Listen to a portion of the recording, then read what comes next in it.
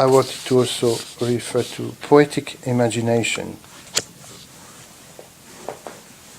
This is an aspect of connecting to a symbolic level in us, to images that we don't always understand, but there are certain images that speak to us.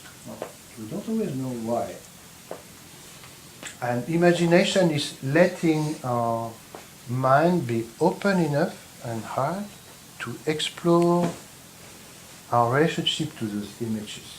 Somebody who has done wonderful work with this, this aspect of imagination, images, and symbolism is Jung, Carl Jung. I've been very inspired by his work.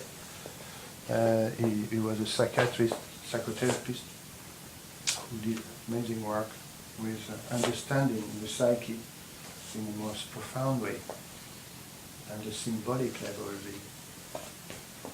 the images that emerge within us. So through play we touch also on this imagination, those symbolic images arising from our unconscious, from our depths, that we can find, also we can find those images, the symbolism in the mythology is very much connected to those very profound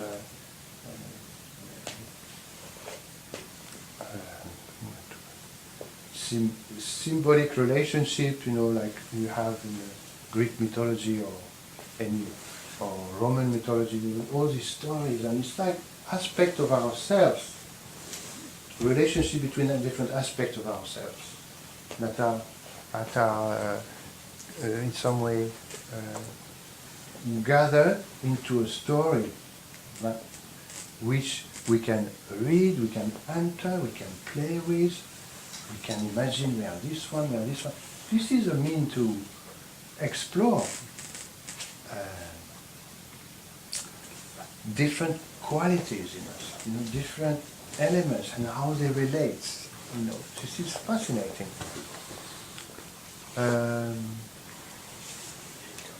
So through poetic imagination we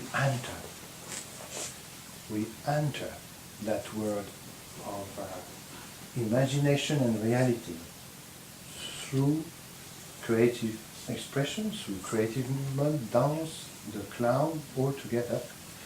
We enter that to understand more. In some way, we come to understand more ourselves, our mechanism. Why do we always feel like this in this situation or like that?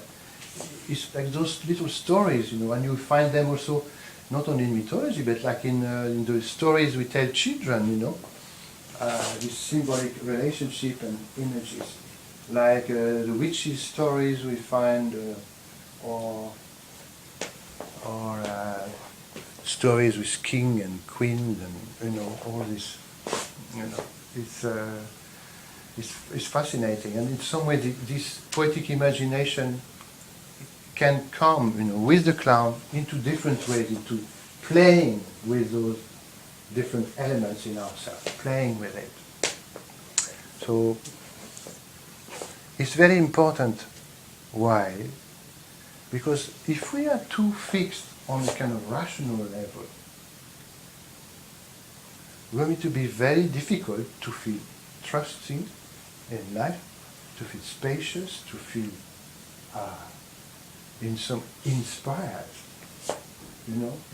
This is why, if we are too fixed on this kind of rational, conceptual thinking in ourselves, we cannot feel free. Do you understand? This is where the role of art comes in.